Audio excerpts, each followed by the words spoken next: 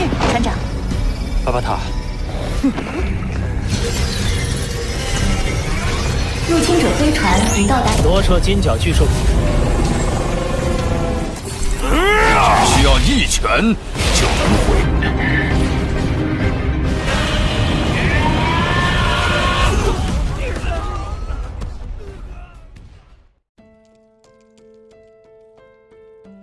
Nugraha Horatama 5351, Nyong Arif 18, Babang Han 8979, Swantara Putra 4129, Zulkarnain Harmain 4903, Danker 8972, Viva Blasting 3572, Tono Isaski, Muhiki Akbar 8231, Lucky 6226, Hero Isekai Channel, Dedi Sapriyadi 4121, serta semua penggemar alur cerita Donghua yang selalu stay tapi tidak berkomentar. Dimanapun kalian berada, Bang Panjul doakan, agar kita semua selalu diberikan kesehatan, dan dicukupkan rezeki serta dimudahkan segala urusannya. Yang mana pada pembahasan kali ini, Bang Panjul akan kembali membawakan, spoiler, atau bocoran Donghua Swallowed Star, part 221. Dan tak perlu banyak spoiler di awal, lebih baik segera siapkan headset kopi dan cemilan, serta carilah posisi rebahan yang paling nyaman, dan yuk, mari sama-sama kita sebutkan kata kuncinya. 3, 2, 1, gaskan. 反地球者，诛！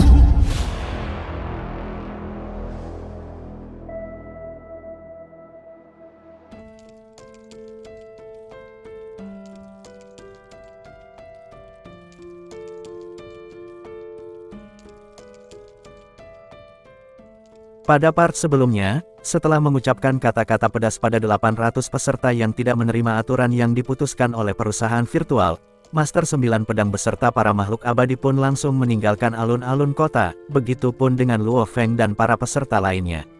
Sesaat setelahnya, tampak Luo Feng dan Rong Jun yang telah sampai di sebuah aula besar di dalam sebuah gedung pencakar langit. Saat itu Luo Feng berkata, "Setelah mendengar apa yang dikatakan oleh Master 9 Pedang, aku mulai memahami, di mata perusahaan virtual, kita hanyalah beberapa bibit yang dapat mereka besarkan, ataupun mereka buang," ucap Luo Feng. Mendengar ucapan itu, Rong Jun pun berkata, "Luo Feng, hal itu sangatlah wajar, karena bagaimanapun, perusahaan virtual alam semesta adalah salah satu dari 5 kekuatan besar di alam semesta, yang untuk dapat bergabung dengannya, para kandidat harus mengalami seleksi ketat yang dibedakan berdasarkan level, dengan cara membagi para kandidat tersebut melalui 4 wilayah rahasia yang mereka miliki," ucap Rong Jun lalu kembali berkata, "Bukankah sebelumnya kau telah mendengar ucapan dari Master 9 Pedang yang mengatakan, bahwa hanya pendapat dari Dewa Kematian Bolan saja yang kemungkinan akan direspon oleh mereka?" Mendengar ucapan itu, Luo Feng pun mengangguk pelan, dan dilanjutkan dengan Rong Jun yang kembali berkata, "Hal itu dikarenakan, Bolan adalah satu-satunya peserta yang telah mendapatkan hak untuk masuk dan menjadi anggota dari wilayah semesta primitif, yang merupakan wilayah rahasia utama milik perusahaan virtual alam semesta. Dan asal kau tahu, semenjak ditemukannya wilayah rahasia primitif, hanya ada 100 orang penguasa sektor yang memiliki kualifikasi untuk memasuki wilayah rahasia utama ini," ucap Rong Jun. "Apa? Hanya ada 100 penguasa sektor," ucap Luo Feng yang terbelalak kaget. Karena faktanya, negara semesta Ganwu yang kekuatannya masih jauh di bawah perusahaan virtual alam semesta saja, memiliki lebih dari 1 juta pejuang di tingkat penguasa sektor, apalagi perusahaan virtual alam semesta, yang kekuatannya 1000 kali lipat dibandingkan dengan negara semesta Ganwu, yang otomatis, jumlah penguasa sektor yang mereka miliki pun jauh lebih banyak dibandingkan yang dimiliki oleh negara semesta Ganwu. Sementara yang memiliki kualifikasi untuk memasuki wilayah semesta primitif, hanya berjumlah 100 orang saja." Di sela itu Rong Jun kembali berkata, "Dari sini seharusnya kau sudah bisa mengerti betapa istimewanya, seseorang yang telah mendapatkan hak khusus untuk menjadi anggota wilayah rahasia ini. Seperti halnya Dewa Kematian Bolan, yang walaupun dia adalah seorang pejuang yang masih berada di tingkat bintang, namun jika dia berhasil memasuki wilayah rahasia itu, maka itu akan menjadikan status dan posisinya menjadi lebih tinggi daripada kaisar di Kekaisaran Gunung Naga Hitam.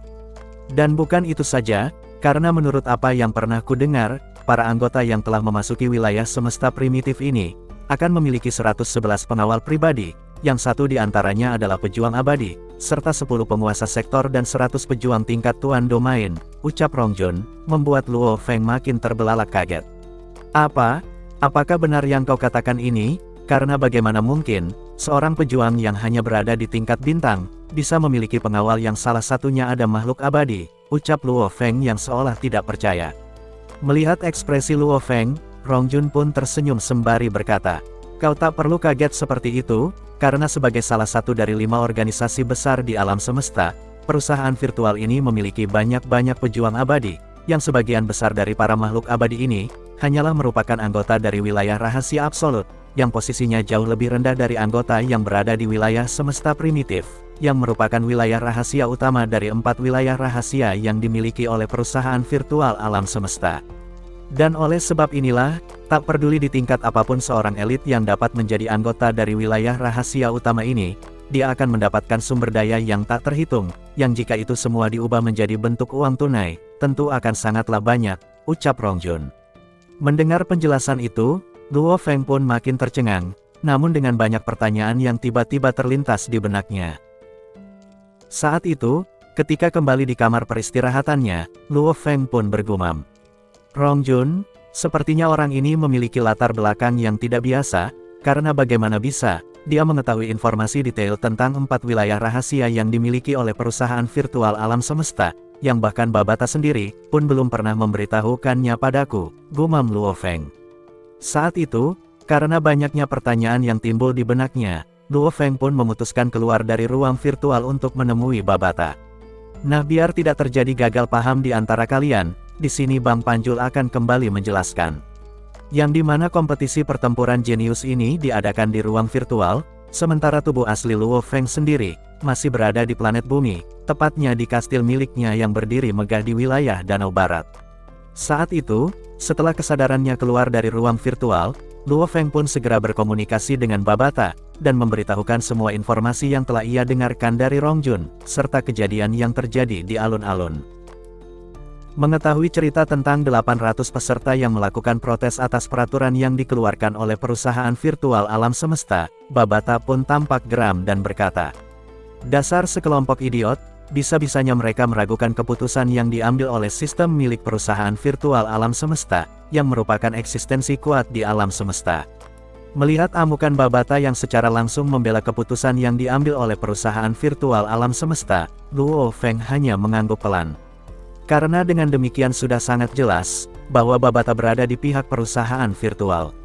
Sesaat setelahnya Babata kembali berkata, bahwa apa yang dikatakan Rongjun tentang anggota yang dapat memasuki wilayah semesta primitif adalah kebenaran mutlak, karena setiap orang yang memiliki kualifikasi untuk memasuki wilayah rahasia itu, adalah para jenius langka.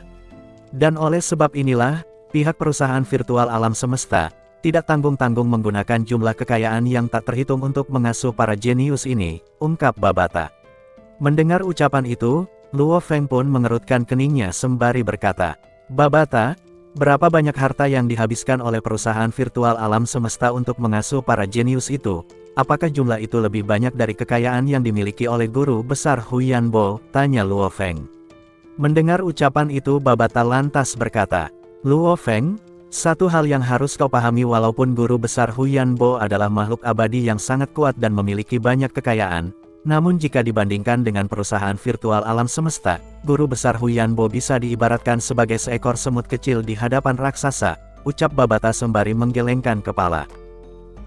Di sela itu Luo Feng kembali berkata, Babata, ada satu hal yang tidak aku mengerti, karena sebelumnya Rongjun pun mengatakan padaku, walaupun seseorang masih berada di tingkat bintang dan telah menjadi anggota dari wilayah semesta primitif, orang itu akan mendapatkan pengawal pribadi, yang pengawal itu sendiri adalah seorang pejuang abadi. Bukankah ini terlalu berlebihan? Karena bagaimanapun, ribuan pejuang tingkat bintang, tidak bisa dibandingkan dengan satu makhluk abadi, ucap Luo Feng. Mendengar ucapan itu, Babata pun berkata, Luo Feng, apa yang dikatakan Rongjun adalah benar adanya, karena faktanya, anggota yang telah tergabung di dalam wilayah semesta primitif, posisinya bisa disejajarkan dengan seorang makhluk agung, ucap Babata lalu kembali berkata. Baiklah, aku akan sedikit menjelaskan padamu tentang perbedaan level menurut sudut pandang dari perusahaan virtual alam semesta. Yang dimana cara mereka membedakan level dari setiap anggotanya sangat berbeda dengan organisasi lain, karena semua perbedaan level itu dibedakan berdasarkan 4 wilayah rahasia yang mereka miliki. Yang dimana level terendah dari setiap anggotanya akan ditempatkan di wilayah rahasia fase awal, sedangkan level berikutnya akan ditempatkan pada wilayah rahasia surga dan tanah, lalu dilanjutkan dengan wilayah rahasia absolut. Sedangkan bagi seorang jenius mutlak, akan ditempatkan pada wilayah semesta primitif, yang merupakan wilayah rahasia paling utama, yang dimana jika seorang pejuang tingkat bintang telah menjadi anggota dari wilayah utama ini, maka posisinya akan jauh lebih tinggi daripada para pejuang abadi yang berada di 3 wilayah rahasia lainnya, jadi akan sangat wajar, jika perusahaan virtual alam semesta menempatkan pejuang kuat untuk melindungi mereka. Karena bagi pihak perusahaan virtual sendiri, seorang pejuang tingkat bintang yang berhasil dan memiliki kualifikasi untuk memasuki wilayah rahasia utama ini, adalah aset yang sangat berharga. Dari sini pasti kau sudah mengerti, betapa berharganya si Dewa Kematian Bolan di mata para petinggi perusahaan virtual, ucap Babata. Mendengar ucapan itu, Luo Feng pun hanya mengangguk pelan, dan dilanjutkan dengan Babata yang kembali berkata, Luo Feng, saat ini kau tak usah terlalu memikirkan hal itu, karena jalanmu masih sangatlah panjang. Apalagi dengan tubuh Golden Hornet Behemoth serta tubuh klan Mosa yang kau miliki, maka di masa depan, kekuatanmu akan jauh melebihi si Dewa Kematian Bolan, ataupun Guru Besar Huyanbo. Dan yang terpenting saat ini, kau harus memikirkan cara untuk mengalahkan Wu Teweixi dalam pertandingan besok, ucap Babata. Mendengar ucapan itu, Luo Feng pun tersenyum dan mengangguk pelan. Singkat cerita, hari diadakannya pertempuran terakhir pun tiba. Di mana saat itu, 1008 pejuang abadi serta 200 peserta yang akan melakukan duel 1 lawan 1 pun telah berkumpul di alun-alun kota yang berada di ruang virtual, sembari mendengarkan pidato singkat yang diucapkan oleh Master 9 Pedang.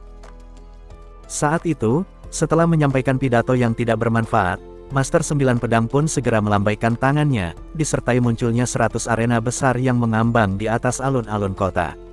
Yang dimana di setiap sisi arena itu, terdapat pelindung hitam menyerupai jaring yang mengelilingi arena. Dan sesaat setelahnya, tiba-tiba, 200 peserta yang akan melakukan duel 1 lawan 1 pun seketika berpindah ke dalam 100 arena. Yang di dalam tiap arena tersebut, terdapat 2 peserta yang akan melakukan duel.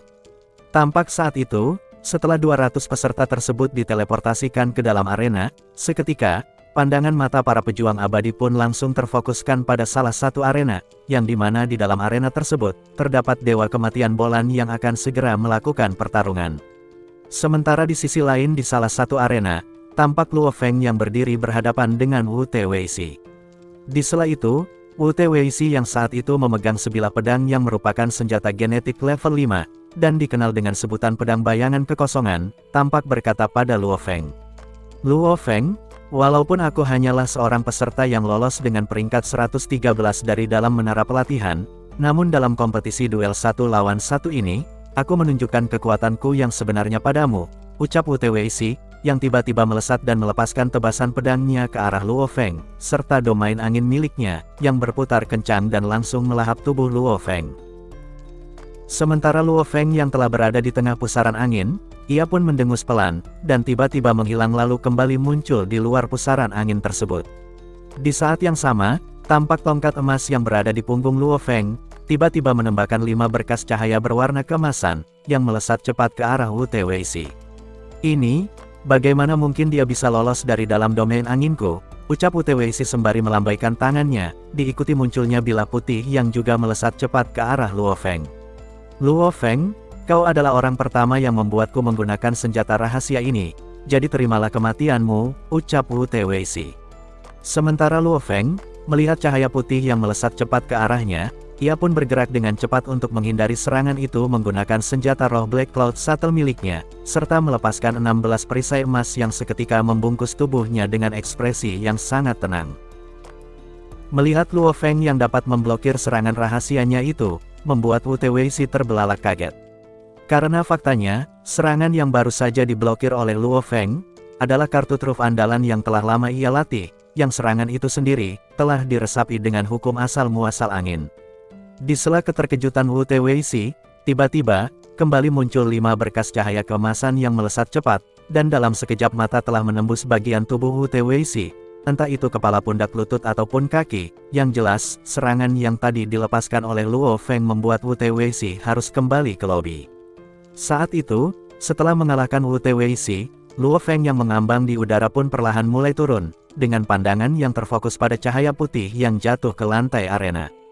Dan ternyata guys, itu adalah sebuah pedang kecil, yang merupakan senjata rahasia yang tadi digunakan oleh Wu Teweixi.